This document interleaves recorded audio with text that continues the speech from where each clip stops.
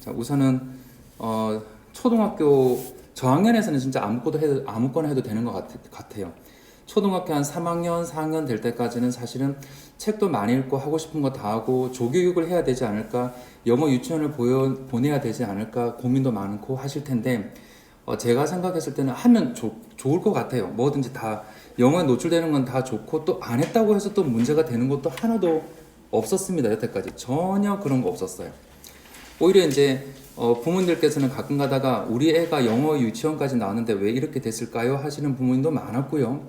혹은 그렇지 않았던 친구들이 또 안 좋아지는 경우도 또 있었고. 그러니까 보통은 아이들이 잘 안 되는 경우는 뭐였냐면, 이런 얘기하면 조금 그렇지만 너무 오냐오냐 길러졌을 때 조금 안 좋았어요. 그러니까 너무 그냥 애가 혼자서 TV 보면서 컸달까? 그런 느낌 받은 애들은 어떻게 해도 잘 안 되고 손 안에 안 들어오고 견뎌야 되는 그런 학습 능력, 게으름 이런 것 때문에 어떻게든 손 안에 안 들어오고 힘들었었거든요. 근데 그게 아니라 잘 성장한 아이들은 그 전에 영어 교육을 어떻게 받았건 상관없이 괜찮았었어요. 그래서 3살, 4살 때까지, 3학년, 4학년 때까지 바라는 거는 초등학교 한 중간 정도 되겠네요. 그때까지는 진짜 책 많이 읽는 게 되게 중요한 것 같고, 부모님과 얘기 많이 나누는 게 되게 중요한 것 같고, 그리고 부모님께서 모든 경험을 주지는 못하기 때문에 아무래도 책을 통해서 아이하고 대화를 나누는 게 되게 중요한 것 같아요. 그리고 진심 어린 대화를 나누는 것 자체로 아이들은 바뀌는 것 같고요. 그렇게 해가는 게 맞는데, 이제 4학년, 5학년 돼가면서는 조금 준비를 하셔야 돼요. 그때 5학년 됐을 때는 어떻게 해야 되냐면은 소위 이제 그 시중에는 족보닷컴이라고 해서 온라인 카페가 있는데, 그 족보닷컴이라고 하는 곳에서 중학교 시험지를 구할 수 있거든요. 아마 이제 어느 정도 중학교 갈 거다 생각이 들 거니까 그 중학교 시험지를 이제 뽑아가지고 아이들한테 한번 풀어보게 해야 됩니다. 그러면 여태까지 해왔던 회화라든지 뭐 토플식의 교육이라든지 어학당의 여러 가지 시스템이라든지 다 좋고 잘 흘러갔었겠지만, 아이가 그 시험지를 보면서 많이 당황하고 놀란다면 바꿀 시기가 되고 살짝 전향해주면 되는 거고요. 굉장히 잘 되고 있으면 전향할 필요는 전혀 없어요. 계속해서 가면 돼요. 근데 보통은 이제 아이들이 충격을 받습니다. 이런 건 못 풀겠다고 하고. 근데 그렇게 됐을 때 사실은 학습으로 넘어가게 돼요. 캐나다에서 유학을 갔다 왔다든지 아니면 외국에서, 특히 캐나다 쪽에서 충격이 좀 제일 큰 것 같은데, 뭐랄까, 굉장히 좋은 환경 속에서, 여유로운 환경 속에서 겨울 방학도 몇 개월 동안 보낼 수 있고, 눈이 오면 어디든지 나가지 않아도 되는 그런 아름다운 환경 속에서 지내왔던, 거기서 유학 갔던 아이들한테 또 많이 느끼는 건데, 걔네들이 이제 이런 입시 교육으로 딱 들어오게 되면 견뎌내지를 못해요. 한 달 정도 갔다 와도, 그래서 감히 부탁드리건데 안 보내는 게 좋은 것 같아요. 어릴 때는 오히려. 갔다 와가지고 요게 딱 들어오게 되면은 애들이 감당을 못 해내거든요. 그리고 이 친구들이 오해하고 착각하고 있는 게 있는데, 이게 되게 답답합니다. 캐나다 고등학생들은 미국 대학에 들어가기 위해서 SAT 시험을 치려고 에세이 공부를 따로 하거든요. 또 문법 공부를 따로 하고 굉장히 철저하게 문법적인 지식을 다 갖춥니다. 근데 이 친구들이 보통 어릴 때 갔다 오기 때문에 되게 재밌게 할 때, 대학 입시를 생각하지 않을 때쯤, 혹은 캐나다에 있는 대학에 진학하는 정도만 생각하고 있다면 그렇게 또 빡빡하게 하지 않아도 되거든요. 그러니까 그런 정도에서 딱 머물러 있을 적에는 이 친구들이 나는 이 정도만 해도 돼. 한국이라는 이 대학이 잘못된 거야. 이 고등학교 교과 과정이 왜 이래? 이까지 안 해도 나는 영어를 잘해. 나는 괜찮은 사람이야. 라고 하는데 안 그래요. 그렇진 않고, 대학에 들어가기 위해서 따로 받아야 되는 에세이 수업은 굉장히 많습니다. 굉장히 복잡하고, 걔네들이 갖고 있는 그 책을 갖다가 잘 편집하고 번역해 놓은 책이 우리나라 문법책이고 우리나라 영작책으로 현재 나와 있어요. 옛날과 같은 영작책은 쓰지는 않는 건 맞습니다. 뭐 예를 들어 선문종합이라든지 맨투맨이라든지 쓰지는 않지만, 현재 나오는 영작 교재들은 외국 교재를 그대로 갖고 와서 SAT 시험을 준비하는, 대학 시험을 준비하는 그런 교재들을 번역해가지고 지금 쓰고 있는 중이거든요. 그러니까 실용문법에 가까운 거고, 이건 되게 중요한 거고 해야 되는 단계인데, 어줍잖게 짧게 어린 시절에 입시를 생각하지 않는, 대학을 생각하지 않는 그 교과 과정만 잠깐 거쳤다가 아이들이 완전히 그냥 꿈에 부풀어가지고, 너무 안 좋게 얘기하는 거긴 한데, 사람이 한번 게으름이 들어가게 되면 그게 감당이 안 되는 것 같아요. 어쨌든 그런 경우도 있고, 그 다음에 어학당에 있었던 친구들도 그 다음 과정으로 넘어가는 것을 굉장히 반대합니다. 힘들어하고, 그 과정 때문에 그 5학년, 6학년으로 넘어갈 적에 중학교 대비를 해야 되고, 중학교 대비 과정 중에 학습이 등장하게 되는데, 이 학습을 견뎌가기 위해서 약간은 그 주입식 교육이 좀 있거든요. 그리고 어쩔 수 없는 그 상황, 공교육이라는 이 상황, 공교육이라고 했을 때 한 명이 여러 명을 가르칠 수밖에 없고 애하고 대화를 나누기보다는 약간은 주입식으로 빠르게 전달되는 이 상황, 이 상황들을 위해서 애들이 견뎌가는 힘이 필요한데 그게 한 4학년 때까지 길러지는 것 같아요. 엉덩이 힘도 길러놓고 생각도 많이 하고 그 다음에 좀 이렇게 철도 들게 해놓는 겁니다. 그리고 이제 5학년, 6학년 됐을 적에는 이제 학습이 괜찮아져 있는지를 이제 확인을 해보는 거죠. 안 괜찮다면 당장에 바꿔야 되고 거의 90% 이상의 학생은 바꿔야 되는 상황이에요. 그렇게 해서 입시학원 위주에 맞는 그런 쪽으로 이제 넘어가게 됩니다. 그렇게 해서 초등학교 9학년 때 이렇게 시작을 합니다. 그래서 이제 초등학교 6학년쯤 됐을 때는 되게 좋은 시기가 펼쳐지기 시작하고요. 왜냐면 5학년 될 때까지는 애들이 철이 없는데 6학년 되면서 머리가 점점 좋아져요. 그래서 6학년 됐을 적에는 어느 정도 말하면 말도 통하고 얘기도 조금 어느 정도 통하고 논리력도 있기 때문에 대화 나눴을 때 대화도 잘 되고 문법 같은 것도 잘 들어오게 되는 거죠. 그러다가 중학교 1학년이 됩니다. 중학교 1학년 됐을 때는 이게 정말 학음식인 것 같아요. 초등학교 6학년에서 중학교 1학년 보내는 동안에 거의 중3 과정이 다 끝날 수 있고 빠른 친구들은 그때 흡수한 것 때문에 고등학교 1, 2학년 과정까지도 넘어가는 경우도 있거든요. 그래서 중학교 1학년 때 되게 잘 보내는 게 중요하다는 생각이 들어요. 그때는 수행평가 정도 수준밖에 안 되고 그때 치는 시험이라고 해봤자 그냥 궁금해서 쳐보는 거지 아이들에게 직접적으로 스트레스 주는 시험은 아니기 때문에 굉장히 해볼만 합니다. 이때 모든 걸 퍼붓는 거죠. 이때 사실은 저는 오히려 이렇게 하는 게 좋다고 생각해요. 약간은 중학교의 커리큘럼에 너무 맞추지 말고 중학교 수준의 것으로 영작을 하는 건 맞는데 고등학교 스타일에 맞춰서 영작 연습을 시켜야 된다 생각합니다. 모의고사나 영작 연습을 이때 할 수 있는 한 최대한, 그러니까 초등학교 6학년 때까지 중학교 과정을 어느 정도 마무리하고 중학교 1학년 딱 됐을 적에는 고등학교의 과정을 많이 퍼부어 주는 거예요. 1학년 과정 정도가 적당하지 않을까. 고1 과정 정도요. 고2, 고3은 아주 별개의 수준입니다. 아주 높이 올라가야 되기 때문에 그까지는 가지 말고 고1 수준까지를 그때 퍼부어 주는 거죠. 그렇게 했다가 중2가 될 때, 중2 때 이제 학교 족보닷컴 같은 걸 통해 가지고 아니면 학원을 통해서 학교에서 시험지 나오는 거 작년 재작년 걸 구해 가지고 시험 점수가 조금 안 좋다 싶으면 학원에 문의를 해보고, 이게 어느 학원이든 마찬가지입니다. 내신 대비하는 반으로 2학년 때는 옮겨가는 것도 좋은 것 같아요. 근데 시험을 쳤는데 얘가 한 8, 90점이 나왔어요. 고등학교 거 대비를 자기 걸로 잘 흡수했다면 중학교 2학년 걸 치건 3학년 걸 치건 보통 한 8, 90점 전후가 나오거든요. 100점 안 나와도 돼요. 물론 특목고를 보낸다면 다른 문제입니다. 하지만 100점이 저는 안 나와도 된다고 생각하거든요. 그래서 8, 90점 정도가 나온다면 그대로 고등학교 과정을 가는 겁니다. 근데 애가 확실히 무너지는 모습을 보였어요. 욕심 부릴 때가 아니에요. 그때는 바로 중학교 2학년 교과과정 내신 대비를 해줘야 돼요. 그래야지 얘가 이제 자존감이 무너지지 않아요. 그리고 그 과정을 견뎌가는 것은 분명히 애가 어떤 상태냐면은 고등학교 거는 응용 단계가 되게 많아요. 근데 중학교 2학년, 3학년 때 안 된다는 것은 지엽적인 것을 열심히 볼 수 있는 힘이 부족하다는 거고 아주 세부적인 게 쉬운 게 안 됐다는 거예요. 인수분해 같은 것은 공부를 잘 해놨는데 곱셈 세 자릿수, 네 자릿수 갈 때는 계속 실수를 벌린다는 거죠. 그래서 기본이 안 돼 있을 가능성이 있기 때문에 기본을 다져주는 수업으로 다시 전향을 해야 되는 게 맞는데 이게 어느 정도 수준에서 조금 실수 정도 수준이면 괜찮고 너무 다운됐다. 그럼 당장에 바꿔야 된다고 생각해요. 그래서 중학교 2학년 때는 그렇게 고민을 한번 해봐야 되는 시기가 되고 중학교 3학년 되면은 이제 좀 달라집니다. 중3 되면 고등학교 과정으로 다시 살짝 넘어가 줘야 돼요. 고등학교 과정으로 넘어가서 고등학교 거에 대한 대비를 하면서 중학교 3학년 것을 자연스럽게 처리하는 게 맞아요. 어쨌든 중1을 매우 잘 보내고 중2 때는 내신 대비를 해야 될 친구들은 내신 대비를 해가면서 가고 아닌 친구들은 고등학교 대비를 합니다. 그리고 중학교 3학년 됐을 때는 고1 거를 준비해 가는 거죠. 이렇게 가면 되고 그 외에 혹시 어학당을 계속해서 중3 때까지 보내셨던 분이 있다면 역시 마찬가지입니다. 여기 밑에 적어놨는데 고1에 입학한 모습을 생각해서 모의고사나 내신 문제를 충분히 구할 수 있습니다. 동인고, 사직여고, 이사별고 등등 족보닷컴을 통해서 영어 시험 문제 구할 수 있으니까 그 문제를 한번 다운받아서 풀어보고 상태가 안 좋으면 심각하게 이제 대비를 해야 되는 거예요. 더 이상 어학당을 보낼 때가 아니라 그 학교 거를 잘 준비해주는 학원에 가서 상담을 받고 어떻게 대비하면 되는지 물어보면 되는데 고등학교 거는 이제 상당히 이제 준비가 어렵습니다. 그리고 여태까지 했던 거랑 상당히 많이 다를 거고 그렇게 좀 다르게 준비해 가야 돼요. 그래서 구할 수 있습니다. 그리고 저희 학원에도 되게 많거든요. 그래서 영어에 관련돼서는 저희 학원에 얘기해 주시면 이렇게 드리도록 할게요.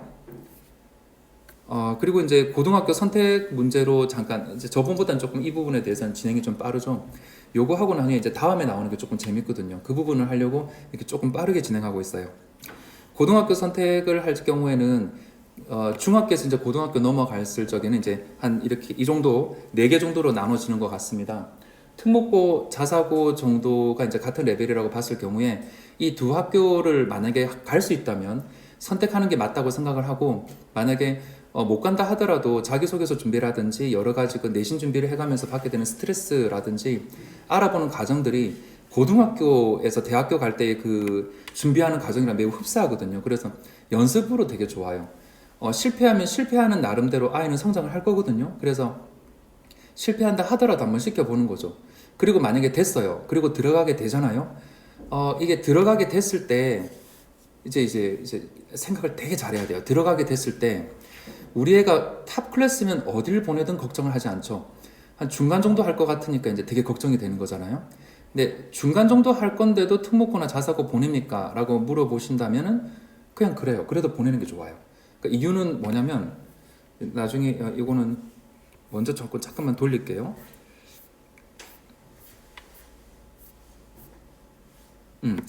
요게 관련된 부분인데, 학생부 종합 전형이 사실은 특목고나 자사고에서 거의 전문적으로 되고 있는 중이라서, 보통 특목고나 자사고는 학생부 종합 전형에 대해서 한 30장, 60장이 가깝다고 합니다. 그 정도의 그 학생부 종합 전형에 관련된 많은 것들을 준비를 해준다고 하고, 일반계 고등학교에서는 그게 잘 안 되기 때문에 이제 부모님들께서 고민을 되게 많이 하시는 거죠. 그리고 일반계 고등학교는 보통 그래서 어떻게 가냐면, 여기 적혀 있는 대로 이게 수능 70%, 정시가 30% 됐을 때 교과 전형이 티켓 한 장, 그러니까 각 10장의 티켓이 있다 봤을 때 교과 전형이 티켓 한 장, 그 다음 두 번째 줄 학생부 종합 전형에서 티켓 4장, 그 다음에 논술에서 티켓 한 장, 실기나 특기자에서 티켓 한 장, 정시에서 3장 이렇게 볼 수 있는데, 보통 이제 저희들이 교과 전형, 학생부 종합 전형, 논술 이게 3개가 다 잡힌다고, 실기 특기자 이건 버리고요. 특목고에서 이런 의미를 가져갈 거니까 위에 있는 3개를 우리가 다 가져갈 수 있다가 보통 생각하고 있지만, 학생부 종합 전형을 매우 우수하게 써주는 그 학교들은 정해져 있어요, 사실은. 그러다 보니까 이제 나머지에서 좀 전쟁을 벌린다고 보면 돼요. 그래서 사실은 교과 전형이나 논술에서 되게 특출나게 돼야 되는 거죠. 냉정하고 조금 나쁘게 얘기해서 일반계 고등학교 갔을 때는 교과 전형 한 장의 티켓밖에 없다고도 볼 수 있어요. 정시 3장의 티켓이 있거나. 그러니까 상당히 심각한 거고, 교과 전형에서는 이제 내신도 보고 수능 최저도 보는 거니까 내신은 4%가 돼야지, 100명이라면 4명 안에 들어야지, 200명이 된다면은, 그러니까 3학년이 200명이라면 8명 안에 들어야지 또 1등급이 될 거니까 상당히 치열한 싸움이에요. 이 안에 들어갔을 적에 1등급이 되고 원하는 이제 인서울에 대한 생각을 해볼 수 있는 상태고, 수능 최저까지 맞춰야 되는 거거든요. 그러니까 일반계 고등학교가 조금 관문이 좀 좁아요. 이게 너무 무서운 거예요. 그래서 학생부 종합 전형이 잘 준비가 되고 있는 특목고나 자사고가 어떤가라고 말씀을 드린 거고, 이 안에서는 1등급이 안 되잖아요. 우리 애는 4, 5등급인데 그래도 갑니까? 라고 물어보시는데, 교과 전형으로 가게 되는 건 한 장의 티켓밖에 없기 때문에 가볼만 한 거죠. 그래서 갈 수 있으면 가볼만 합니다.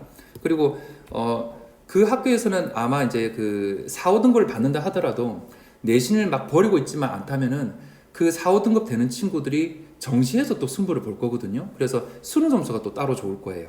그러니까 얘네들은 학생부 종합 전형인 4장의 티켓과 맨 마지막에 있는 정시 3장의 티켓을 함께 갖고 있는 거죠. 물론 교과 전형 1장의 티켓까지 갖고 있는 친구가 있다면 금상첨화지만, 보통은 학생부 종합 전형 4장과 정시 3장을 갖고 있다고 보면 됩니다. 조금만 더 특목고 자사고에 대한 얘기를 할게요.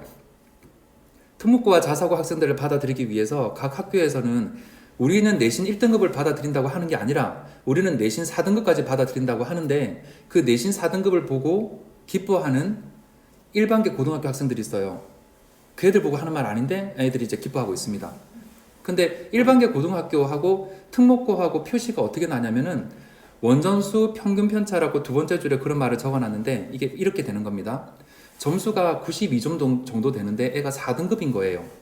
그리고 93점, 94점, 95점 이런 식으로 되면서 등급이 하나씩 올라가는 거예요.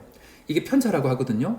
평균과 편차가 상위권에 이렇게 있으면서 4등급이고 이렇게 돼 있으면, 특히 잘하는 학교일수록 1점, 1.2점, 3점, 2점 뭐 이렇게밖에 차이 안 납니다. 근데 못하는 학교일수록 갭이 많이 벌어져요. 1등급이 98점, 100점이고 너무 쉬웠던 거죠. 2등급이 딱 됐을 적에는 뭐 82점만 돼도 2등급이에요. 그 딱 보자마자 순식간에 저희 같은 사람도 파악하는데 입학에 관련된 그 일을 종사하는 전문적인 그분들은 봤을 때 1초 만에 파악합니다. 학교 수준이 어땠었는지. 순식간에 파악하기 때문에 그 몰려있는 그 애들 있죠. 그러니까 평균과 표준 편차가 되게 좁게 조밀하게 돼 있는 그 4등급들을 뽑는 거예요. 그리고 그거를 뽑는다고 입시 요강에 분명히 적혀 있고 이걸 참고하겠다는 말은 일반계 고등학교 4등급 너희들 못 들어와 라고 얘기해 놓는 거예요. 그러니까 이게 그런 부분에서 봤을 적에 4등급, 5등급이 들어갈 만한 자리가 있는 거니까 물론 특목고에 갔어도 잘 풀리냐? 그렇지는 않습니다. 특목고 갔어도 외고 나왔는데 외고인 친구가 예상치 못했던 아주 이상한 데 갈 때도 있어요. 일반계 고등학교에서 차라리 잘할 걸 한 만큼 엉망으로 떨어질 때가 있는데 보통 그 아이들은 포기를 한 거예요. 하다가 내신에 대한 포기를 하고 이 게으름은 정시까지 연결돼서 정시 점수마저 안 좋았던 거죠.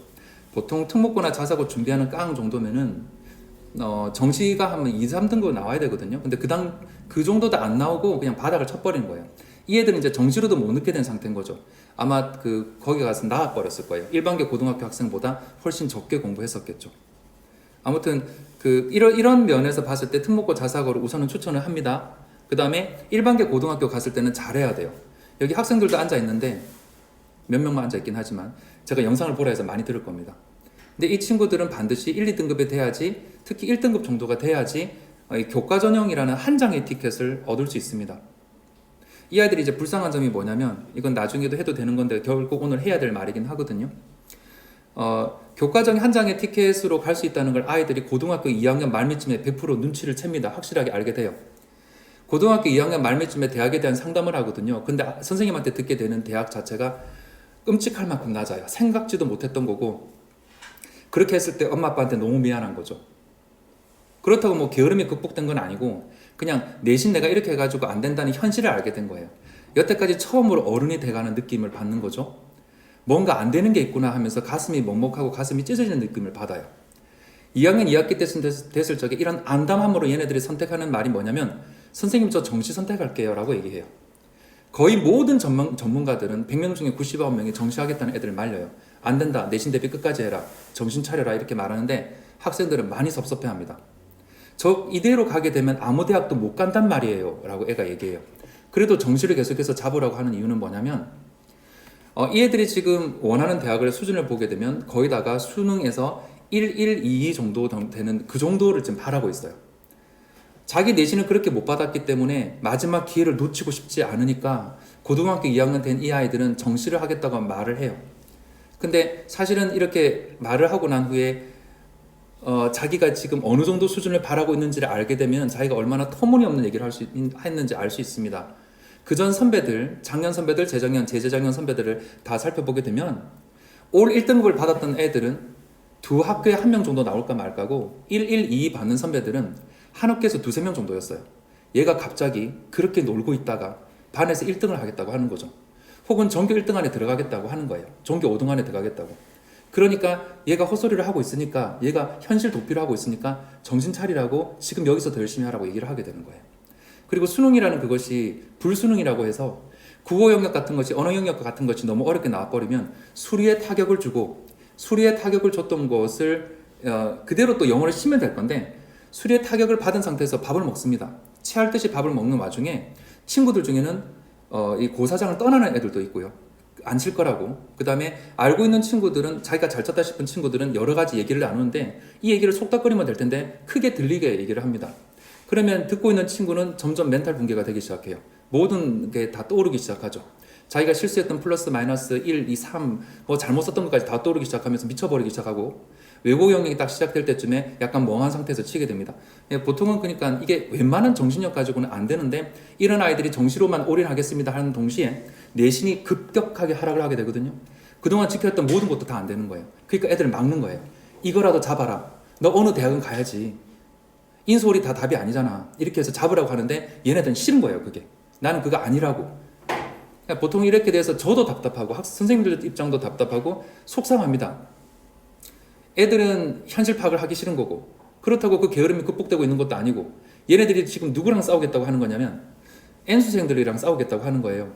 이 정시 3장의 티켓을 가지고 재수생들요, 남학생들은 3번, 4번 하게 되면 군대 갑니다. 군대 갔다 오게 되면 머리 나빠져서 이제 대학 못 가는 겁니다. 여학생들도 나이 들어가는 것에 대해서 굉장히 치명적으로 생각하고 있어요. 시집될 때도 안 되겠죠. 어학연수도 못 갑니다. 한 살이라도 더 먹어서 이제 나이 들기 때문에 못 가게 됩니다. 그래서 어떻게든 어린 나이에 어떻게 해보려고 하고 있는데 얘네들은 실패까지 해봤기 때문에 그 다음에 칼을 알고 있거든요. 그리고 주변에 있는 모든 사람들이 그렇게 열심히 하고 있습니다. 얘들이 기본적으로 돌리는 게 20회독이에요. 수능 교재를 20회독 돌리는데 우리 현역 친구들은 고3 수험생들을 열심히 하는 친구들도 있지만 안 하는 친구들은 어느 정도였냐면 이번 코로나 사건 터졌을 때 1월 말에 교재가 나왔고 제가 온라인으로 수업을 하고 난 후에 책을 거의 한 권을 뗐는데도 불구하고 3월, 4월 달이 됐을 때 이제 4월 달쯤에 만났습니다. 4월 초에 만났는데 그동안 어떻게 잘 했어? 몇 회독 돌렸어? 했는데 물어봤는데 하는 말을 깜짝 놀랐어요. 교재 안 샀다고 하는 거예요. 그 교재를 왜 안 샀냐고 물어보니까 온라인 수업 받는 중에 할 필요도 없었고 선생님이 교재 띄워주니까 학교에서도 부르지 않았고 해가지고 얘는 그냥 정신을 못 차리고 있는 거죠. 얘가 그러니까 이런 애들은 한두 명이 아니에요. 이런 애들이 고등학교 2학년 말미쯤에 정시대비 하겠다고 했던 친구들입니다. 열심히 안 합니다. 그래서 걱정이 되는 거죠. 얘네들이 싸워야 될 대상에 대해서 잘 모르는 거예요. 자, 아무튼 이런 현상을 안 겪기 위해서 제가 학생들한테 자주 말하는데 어떤 분께서 이제 저보고 좀 차분하게 하라고 해서 최대한 차분하게 하려고 좀 노력하고 있습니다. 저번에 조금 흥분해서 했거든요. 처음 하다 보니까 이제 좀 잘 통제가 안 되더라고요. 네. 그래서 어쨌든 학생들한테는 이런 걸 갖다가 좀 주입을 시킵니다. 이렇게 굉장히 힘들다. 너희들이 원하는 데는 이 정도 이상일 것이다. 고등학교 2학년 말미 될 쯤에는 그동안 공부 안 했던 데 대해서 처절하게 뼈저리게 속상해하고 힘들어할 것이다를 계속해서 얘기해주고 있거든요. 그래서 설득시켜서 조금씩이라도 더 하게 만들어가고 있습니다. 자, 우선은 전반적으로 조금 더 얘기를 쭉 하고요. 여기 프레젠테이션에서 나가서 다른 걸 좀 보여드릴게요. 그러면 우선은 여기 조금 더 빠르게 한번 또 진행해 볼게요. 특목고 자사고 가고 그 다음에 특목고 자사고 괜찮을 것이다 이고 상위 레벨 일반계 고등학교가 괜찮을 것인가인데 요게 이제 좀 걸릴 수 있는 게 있어요. 교과 전형, 그러니까 여기가 얘기할 게 되게 많아요. 이쪽이 교과 전형에 한 장의 티켓밖에 없었는데 상위 레벨 일반고를 가게 되면 위험하지 않은가? 요거예요. 요거. 그럼 하위 레벨 일반고로 가는 게 좋지 않은가? 요거죠. 그래서 하위 레벨 일반고를 가는 것이 전략적으로 옳을 수도 있습니다. 문제는 뭐냐면 하위 레벨 일반고는 이제 소위 이제 그런 거 있죠. 우리 애는 내신이 안 나와서 혹은 학생들끼리 야 내신이 안 나오면 그 학교 가야지라고 합니다. 그 학교가 여러분들이 아시는 그런 학교들이에요. 그러니까 그 학교를 선택해서 갔을 경우에 학습 상황 어떨지 상상 가세요? 정시 대비 3장 티켓 다 놓쳐요. 정말 안 해요. 저는 그래서 그 학교들을 많이 싫어할 정도예요. 안 해요. 그러니까 정시로 간다는 생각도 하고 그 다음에 특목고나 자사고만큼 힘들지는 않아요. 상위 레벨 일반고가 특목고나 자사고 수준은 아니란 말이에요. 그러니까 거기 가서 못 견딜 것 같으면 그렇게 요령 부릴 것 같으면 인서울 할 준비 안 된 거고 갔어도 그 공부량을 감당 못해서 자퇴하고 나올 겁니다. 뭐 하루에 한 100페이지 이상의 책은 봐야 될 건데 그런 식으로 공부할 준비가 안 돼 있으면 나와야죠. 근데 그렇게 안 할 거면서 어떻게든 요령을 뚫고 어떻게 해보려고 하는데 저는 그냥 상위 레벨 일반고 가서 1등급 받는 게 좋다고 생각합니다. 하위 레벨 일반고에 가게 됐을 때 이게 어떤 것으로 나쁘게 나오게 되냐면 정신을 똑바로 차리고 있는 친구들조차도 친구들 전체가 놀고 있는 상황이기 때문에 얘가 정신을 같이 못 차려요. 그리고 이 안에서 내가 1등급을 받고 있으니까 이 우물 안에서만 1등급이 되면서 바깥으로는 자기 등급이 어떻게 다운되고 있는지 모르는 상태에서 수능 대비도 딱히 안 합니다. 왜냐면 이런 친구들은 머리 좋아서 고등학교 2학년 모의고사에까지 1등급이 나오거든요. 근데 고3에 대해서 진정으로 진짜 긴장감 가지고 어느 영역부터 마지막 영역까지 끝까지 쳐본 적은 없는 거죠. 기껏 해봤자 학원에서 이번에 11월 시험 쳤는데 한번 쳐볼래 해가지고 쾌적한 상황에서 70분간 안전한 그 누구도 떠들지 않는 조용한 공간 속에서 시험을 치는 거죠. 어떤 스트레스도 받지 않는 상태에서 보통 거기서 한 등급 떨어져요. 근데 그런 거 생각 안 하고 2등급치가 나왔어요. 2학년 거는 1등급.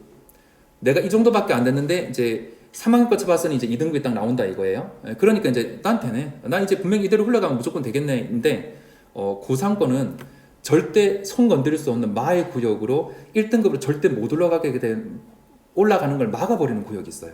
진짜 어려워요. 제가 그걸 수업하는데도 30분이 걸려요. 한 바닥씩 수업하는데도.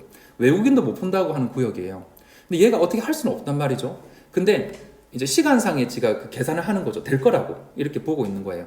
근데 그걸 해내기 위해서는 어떻게 해야 되냐면 EBS 교재를 20회독 정도 할 수 있는 그런 끈기도 있어야 되고 이제 성실함이 분명히 있어야 됩니다. 근데 이게 하이레벨 일반고에서는 안 키워져요. 이게 자체가 조금 널널하게 가는 거거든요. 이 친구들은 고등학교 2학년 때까지 모의고사는 2학년 때까지 스킬입니다. 왜냐면 그게 그렇게 안 어려워요. 번역돼 있으면 중학교 수준의 국어 수준인데 이게 어렵지 않단 말이죠. 하지만 고3걸로 넘어가게 되면 생각을 굉장히 많이 요하거든요. 완전히 별개의 영역이고 한 문장의 길이가 7줄 정도에서 8줄 정도가 됩니다. 고2 거는 2줄이에요. 그거 대충 하면 돼요. 근데 고3 거는 그런 게 아니란 말이에요. 구조 파악 자체가 잘 안 돼요. 어디가 주어인지 동사인지를 모르겠고 동사가 요 밑에 있었어 하면서 4줄 밑에서 찾아야 되고 그런 식이에요. 그러니까 단어를 다 찾아도 해석이 안 된다고 하는 게 고3 건데 이 친구들은 우선 그거 말고 이제 3등급 정도 주는 문제에서까지는 잘 했고 2등급 되는 데서 몇 개를 맞췄으니까 이제 뭐 몇 개 안 틀렸다 이거죠. 1, 2등급 거기서 별 차이 안 난다고 생각하면서 괜찮다라고 생각을 하는데 그렇지는 않아요. 그리고 이 친구들이 3학년이 됐을 적에 결국 받게 되는 등급은 모든 걸 갖다가 한꺼번에 치면서 3, 4등급까지 떨어지는 경우가 많습니다. 이렇게 단호하게 말씀드리는 게 하이레벨 일반계 고등학교에서 1등급 받으면서 탑 클래스로 달렸던 친구들 중에 일부만이 인서울을 했었고 한 10몇 명만이 부산대를 들어가고 이런 식이었어요. 근데 그 외에 하이레벨 일반고의 이 학생들 중에 1.5등급 받는 애들은 부산대에서도 다 탈락했었어요. 부산대는 수능 체제를 조금 낮게 잡았었거든요. 거기서 마저도 다 탈락을 했어요. 이유는 너무 게으른 게 몸에 배어 있는 거예요. 안 되는 거예요. 해독수를 올리지를 못하는 겁니다. 사실 전체를 2로 받는다는 것 자체도 상당히 힘듭니다. 근데 그걸 받을 수 있는 힘이 없는 거죠. 상위 레벨 일반고로 갔을 경우에는 그러면 괜찮습니까? 물어보신다면은 저는 이게 되게 괜찮다고 봐요. 이쪽으로 올라가게 되면은 한 반에서 한 5등 안에 들어도 그 내신이 이제 별로 그렇게 좋게 나오지는 않겠죠. 반에서 5등 안에 딱 들었을 경우에 수능 등급에서 한 2등급씩은 나오는 걸 봤거든요. 그러니까 특히 여기는 좀 유명합니다. 저기 동인고나 사진교고 같은 데는 워낙 악명이 높습니다. 그리고 되게 어렵게 낸다고 또 소문이 나 있고, 그 다음에 과학고 학생들도 동인고로는 가기 싫다. 수학 문제가 과학고보다 더 어렵다. 이렇게 해서 차라리 동래고로 빠지겠다 할 정도거든요. 그러니까 여기가 굉장히 악명이 높고, 그 다음에 영어에 관련돼서도 그 학생들이 너무 잘합니다. 영어를 무난하게 내시거든요. 저 오늘 시험 문제를 보여드리겠습니다.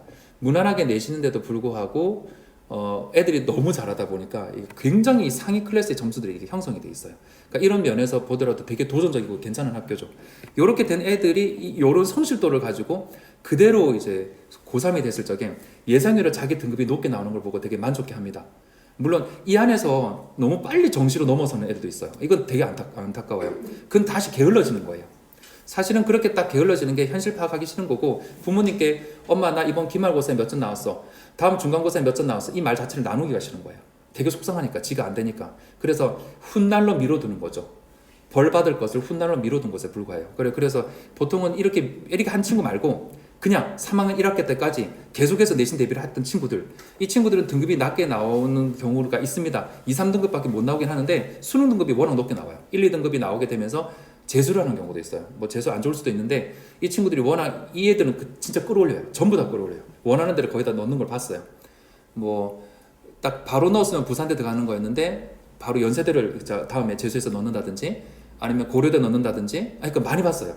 참 그런 사례가 많아요. 그래서 동인고 애들이 재수한다 그러면 우선 믿음이 가요. 얘는 분명히 올라가겠구나. 근데 그 하이레벨 일반계 고등학교가 자기가 재수하겠다라고 하면 그나마 받아왔던 내신은 버리고 이 정시로 들어가겠다는 건데 굉장히 걱정됩니다. 걔들은 거의 못 견뎌내요. 밑바닥을 치기 시작해요. 자, 그래서 저는 요령 부리지 말고 상위 레벨 일반계 고등학교 가서 탑 클래스가 되려고 최대한 노력을 합니다. 근데 여태까지 놀았기 때문에 자기 실력이 1학년 때 들통이 난다 하더라도 그걸 갖다가 비겁하게 피하지 말고 거기서 끌어올리려고 최대한 노력을 하는 거죠. 그 안에서 어른이 돼가고 정시를 대비하는 마음을 다져가는 것 같아요. 그렇게 하는 게 맞지, 피해서 이렇게 하이레벨 일반계 고등학교 갔다 하면 얘네들이 항상 이상하게 말을 해요. 학교에 가서 중학교 3학년 애들한테 우리 학교 진짜 좋아, 우리 학교 와, 진짜 괜찮은 것 같아. 얘들 고3 되면 후회하거든요. 근데 고1이 되니까 이 돌아다니는 거 자체부터 이제 시간이 있는 거예요. 그러니까 가서 이제 얘기도 막 나누고 이렇게 하면서 진짜 좋다고 얘기를 하는 거죠. 애들은 여기 가면 딱 이제 괜찮겠구나, 좋겠구나 이렇게 하는데 그거는 1, 2학년 때 좋은 거고 고3 때는 애들은 조용히 삽니다. 말할 게 하나도 없어요. 그리고 보통 부모님들께서 속상해하고요. 막 욕합니다. 학교를. 그 학교 괜히 갔다. 학교 때문이다. 이렇게까지 얘기할 정도예요. 그러니까 그런 면에서 봤을 때 그 학교 힘들어 가지만은 되게 듣기 좋은 말이죠. 그 학교에 대해서 되게 칭찬하는 거고 그 학교 괜히 보냈어 우리 애. 그 학교는 이거야. 이렇게 말할 정도면 되게 안 좋은 학교예요. 그러니까 보통은 하이레벨 일반계 고등학교에는 고3 딱 지나거나 이제 대학생 될 때쯤에는 부모님께서 그런 평을 남기십니다. 그래서 안 가는 게 좋지 않을까 하는 생각을 하고 있어요. 게을러지는 것 자체를 못 잡아서 그래요. 고등학교 시험 문제 수준에 관련돼서 내신 적중도 분석이라고 있습니다. 이걸 잠깐 보여드릴게요. 이번에는 이쪽으로 한번 넘어가 보겠습니다. 동인고 1학년 정도부터 볼게요. 여기 있습니다. 동인고 1학년 시험 문제인데 제가 나중에 저희 학원 카페에 들어오면 내신 적중도 분석이라고 있거든요. 근데 그쪽에 보면은 제가 분석을 싹 다 해놨어요. 예를 들어서 이제 객관식 문제 같은 거 거의 다 찍어줬습니다.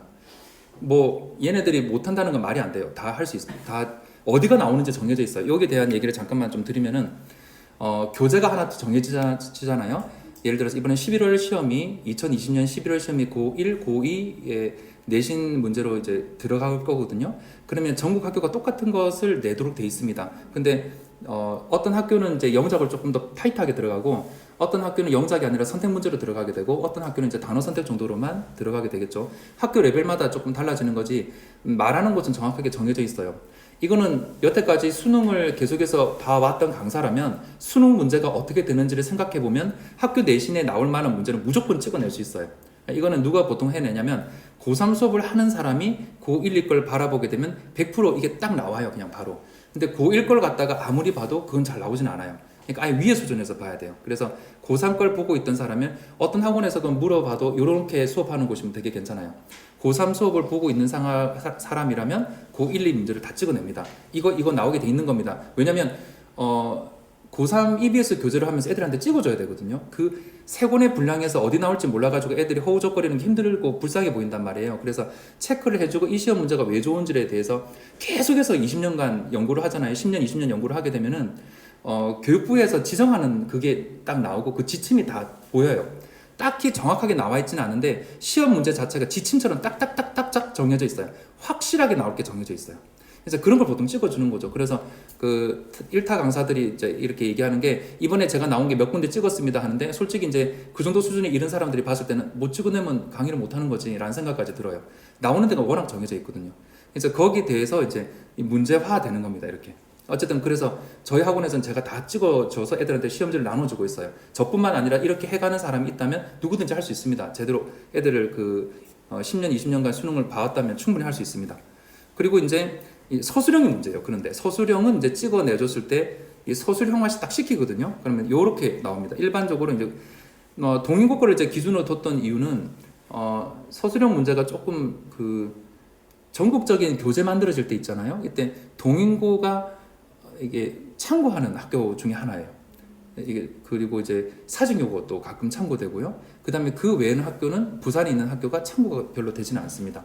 그래서 동인고 사직요가 이제 이런 면에서 되게 서술형 문제에 대해서 인정을 좀 받고 있다 보면 되겠죠. 자, 그래서 이제 기본적으로 이걸 좀 잡고 가고 있고 그거 말고는 이 학교보다는 쉽다고 생각하시면 돼요. 일반적으로 1학년 때 딱 내는 방식은 이런 식입니다. 거의 그대로예요. 거의 그대로예요. 그래서 가끔씩은 조금 안 좋게 단어 문제를 갖다가 내기도 하는데 그런 문제는 안 좋아요. 그건 제가 애들한테 자주 말하는데 저한테 이렇게 많은 한 거의 80바닥, 100바닥 이렇게 되거든요. 시험 범위가. 근데 애들한테 이제 말해주는 게 있어요. 나와야 할 곳은 여기고 만약에 이곳이 나온다면 그 문제는 맞출 가치가 전혀 없는 문제고 고민도 하지 말라고 얘기해요. 틀리면 틀린 대로 놔두고 그건 너희들이 화를 낼 문제인 거지 이걸 못 맞췄다고 다 암기하고 있을 문제는 아니라고 얘기를 하거든요.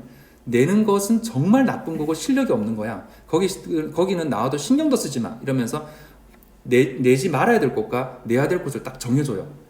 빈칸 문제는 이게 나오는 거고 순서 문제는 이렇게 나와야 되는 거야. 제가 애들한테 그 시선을 주는 거예요. 왜냐면 그래야지 애들이 수능을 잘 칠 거니까.